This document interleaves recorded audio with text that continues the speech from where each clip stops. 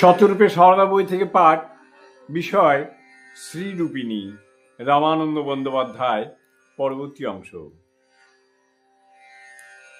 একটি ভক্ত মেয়ে কার্পেটের তৈরি বালগোপালের ছবি সারদাকে দিয়েছে। দেখে সারদা বলছেন, আহা বেশ হয়েছে, কি সুন্দর মুখের ভাব। এখানে লক্ষণীয় শিল্পীর ফুটিয়ে তোলা সুন্দর মুখের ভাব, আর এর ওপর সারদার দৃষ্টি নিবদ্ধ। আমাদের ভারত শিল্পের বৈশিষ্ট্য হলো বাহ্যিক রূপ নয়, অন্তরের ঐশ্বর্যের অনুধ্যান এবং তার আদর্শায়িত অভিব্যক্তি।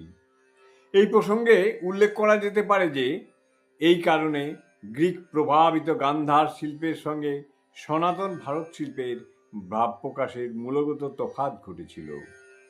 গ্রিক শিল্পীরা ধ্যানী বুদ্ধের লাবণ্যময় অন্তররূপটি দেখতে অপরাগ হয়েছিলেন বলেই তাদের ভাবানুসরণে কঙ্কালসার তথাগতের সৃষ্টি।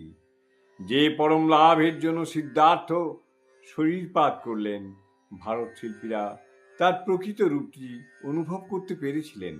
তাই যথার্থ বুদ্ধ মূর্তি আমরা পেয়েছি।